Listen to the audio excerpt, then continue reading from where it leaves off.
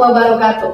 Selamat siang dan salam sejahtera bagi kita semua. Ahlan wa sahlan. Selamat datang di Kuliner Ramadan tahun 1447 Hijriah. Persembahan dari Fakultas Ekonomi dan Bisnis Islam Universitas Islam Negeri Raden Patah Palembang tahun 2026. Pada kesempatan hari ini kita akan membahas tema yang sangat menarik, yaitu ngabuburit antara tradisi dan nilai ibadah. Untuk itu sebelumnya perkenalkan saya Iga Mawarni. Pada kesempatan kali ini kita telah terhubung langsung kepada narasumber kita yang sangat istimewa nih, yaitu Ibu Rita Wati. Sebelumnya kita sapa dulu nih orangnya. Halo Ibu. Halo, assalamualaikum warahmatullahi wabarakatuh. Waalaikumsalam. Gimana Ibu kabarnya? Alhamdulillah, selamat baik. Lancar ya Bu puasanya? Alhamdulillah. Boleh dong Bu, sapa dulu sobat kuliner kita yang lagi nonton di rumah. Halo, hai.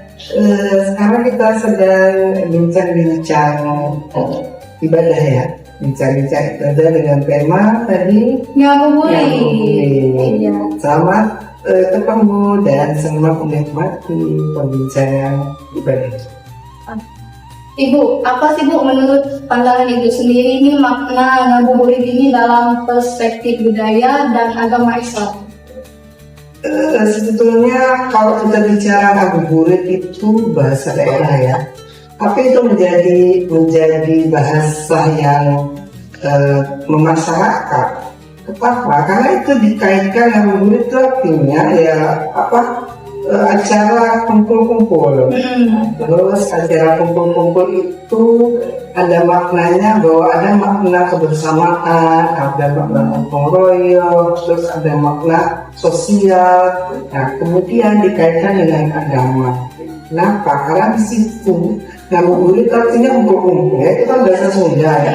Bahasa Sunda itu cuma dialih bahasakan menjadi bahasa universal, bahasa plesetan, bahasa ininya ya, yang kemudian dimasyarakatkan. Jadi ada pembicaraan bahwa ngabuburit itu dilaksanakan sebelum buka puasa bersama.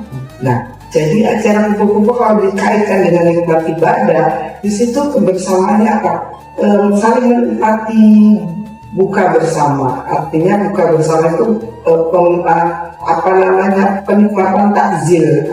Takjil itu bisa ada di jiwa sosialnya bahwa saling merasakan makanan yang setelah dipersiapkan itu dengan diperdagangkan di sini ya, atau sebenarnya tidak diperdagangkan, tidak jadi masalah ya.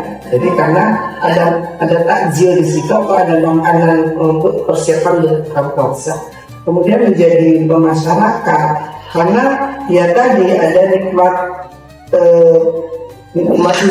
wisata kulinernya itu yang dinamakan wisata kuliner. Jadi wisata kuliner itu hanya berkembang lagi berbuntut karena makanan-makanan yang dianggap langka, yang dianggap tidak umum itu ada di situ. Karena kalau merasakan kalau jualan di tiap-tiap tempat mencapainya susah, makanya pemerintah daerah atau swasta memberikan ruang tempat di situ perkumpulannya dan di situ makna ibadahnya. Jadi ada saling silaturahmi antara penjual dan pembeli. Terus ada secara finansial, ada pertukaran uang di situ. Jadi secara ekonomi itu bisa menikmati selain menikmati makanannya juga menikmati pendapatannya. Jadi ada transaksi jual beli.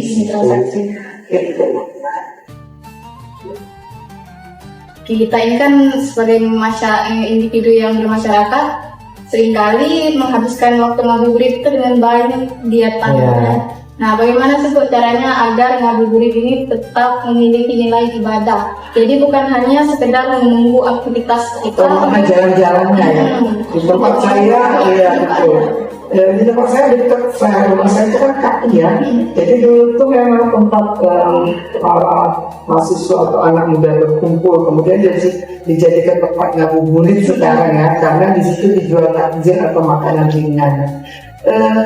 Sebetulnya kan di situ ada masjid ya, masjid takwa, tapi ketika apa namanya tuh, ketika azan maghrib malah jalannya masih jalan ya.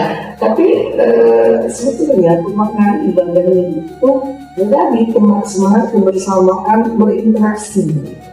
Orang tidak mengenal siapa penjual, siapa pembeli, kemudian dibuka tempat, disediakan tempat di apa namanya, di suatu wilayah oleh pemerintah. Itu interaksi sosial, itu makna ibadahnya, bahwa kita kenal sama orang yang tidak dikenal. Terus ada juga ketemu kita gitu ya, ketemu ini, dan kemudian berkembang lagi bahwa waktunya karena sangat singkat, jadi yaudahlah kita buka puasa di tempat atau menyediakan lapak atau menyediakan kafe atau jadi semangat kebersamaan ibadahnya itu di situ. Jadi apa ibadahnya? Ya doa bersama. Jadi pemahaman bahwa kita menghadapi Ramadan atau menghadapi buka puasa itu sangat kita berkumpul, Ya, bukan kenal ya. kita berkumpul sama keluarga, kita berkumpul orang tidak kenal, mungkin waktunya terbatas dan kita berkeburu waktu, macet dan di jalan, disediakan tempat dan bisa nikmat, bisa langsung ada makannya, ada minumnya, ada makan beratnya. Jadi ya semangat ibadahnya ya begitu. Apa namanya tuh, mengucap doa bersama, rasa syukur bersama ketika puasa berakhir hari itu dengan menikmati makanan yang sudah disediakan. Ya boleh gini dengan keinginan. Iya. Biasanya kan Bu, kalau anak muda apalagi Gen Z nih Bu ya, menghabiskan waktu ngabuburit itu dengan nongkrong, hiburan, atau bahkan hanya sekedar bermain game. Nah, jadi bagaimana tuh caranya agar anak muda Gen Z ini tetap bisa menikmati ngabuburit mereka, tapi di samping itu mereka ini tetap bisa menjaga nilai-nilai spiritual di bulan Ramadan. Sebetulnya itu tergantung kepada individunya ya. Bagaimana caranya? Banyak banyak kegiatan, banyak waktu ya, jeda antara bebas ya waktunya antara menunggu berbuka puasa.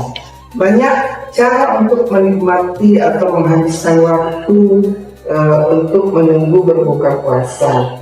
Kalau tuntunan Rasulullah membaca Quran atau berzikir, mengaji, ya tidak ada salahnya juga berjalan mencari waktu, dan tidak ada salahnya mahasiswa atau anak muda atau enggak juga, jangan juga bilang gengsi ya, orang tua juga berjalan-jalan masih mencari apa namanya panganan atau jajanan untuk berbuka ya, sekedar menghilangkan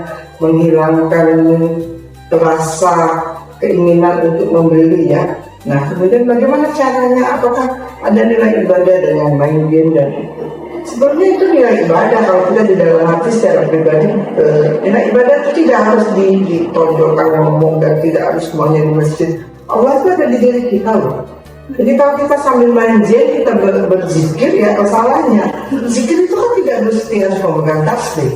Ya terus kita mau Allah sambil main game kan nggak apa-apa. Pas sudah dia misalnya game itu tertembak, Allah innalillah kata-kata. Itu kan sama juga ibadah ya. Terus semua juga Bismillah memulainya, terus teman-teman kayak ini, terus jalan-jalan itu sambil berzikir juga dia ibadah. Terus membeli berkah ya, kita membeli sama-sama suka, katanya sambil mengingatkan dikasihnya ini buat kembaliannya, kata kita atau kembaliannya sama-sama berbagi rezeki ya, atau mungkin kembaliannya kita ambil, atau mungkin kita disitunya sedekah atau uang yang kita berikan itu ada kan banyak juga pemahaman dan peminta-minta atau siapa nanti kita taruh di masjid juga memiliki nilai ibadah. Jadi apapun kegiatan ibadah itu milik kita pribadi. Jadi ibadah itu tidak ya pengemasannya terserah, mau sambil main game, mau sambil ngobrol, kita ngomong kalau kita jalan hati musik juga ibadah ya. Ya, seperti itu. Dia berpikir sambil ngobrol dengan ibu juga bisa berpikir itu ibadah. Kita pesannya juga ibadah. Ibadah itu tidak punya ruang dan tempat, tidak punya batasan. Ibadah itu tiada batas dan bisa dilakukan dengan apa saja. Tapi tidak ada caranya ketika di tempat ramai, dengan kalau tanda-tandanya hadir, saling bertegur sapa, saling bersenyum, sampai assalamualaikum, itu juga ibadah. Seperti itu. Oke. Hanya saja. Oke, jadi tidak harus pakai tasbih ya Bu ya.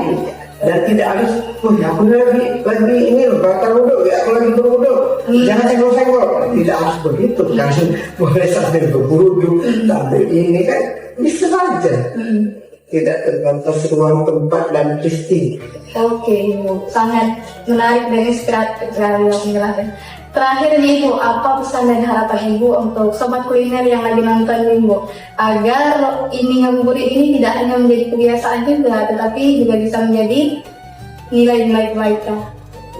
Banyak faktor ya, kalau mau dibilang mau selamat dan yang penting temanya menarik, terus ruangnya disediakan, terus momennya pas, terus yang sambil berinteraksi, nilai santainya, terus yang jelas bahwa isi pembicaraan itu memang mampu menyentuh. Jadi tidak ada formal, tidak harus kaku. Jadi penyentuhannya gimana ya? Kita berdoa dari Allah ya. Allah yang menentukan bahwa tolong bukakan ya Allah, tolong bukakan hati masing-masing kita. Jadi pemaknaan ibadah bahwa ini ritual kebiasaan ya, yang kita sebut ritual kebiasaan itu bagus dilaksanakan. Ini bukan terbatas, ini mau berbanyak momen itu bisa dilaksanakan, bukan cuma ngomong ngabuburit ini, momen yang lain. Yang jelas bahwa intinya penyampaian pesan itu, yang itu adalah penyampaian pesan. Pesannya itu menyentuh tidak. Dari mana penyentuhannya? Ya dari pemaknaan temanya itu, tema yang diangkat, terus isu pembicaraan, terus bisa mengena tidak di hati penonton atau penikmat. Kalau temanya dianggap terlalu melangit atau terlalu payah atau terlalu membumi, juga terlalu banyak unsur jadi ya batasannya bagus. Kalau mau dilanjutkan ya lebih baik ya gitu. Pokoknya kalau pakai penonton yang hadir di sini tanya jawab langsung itu ya.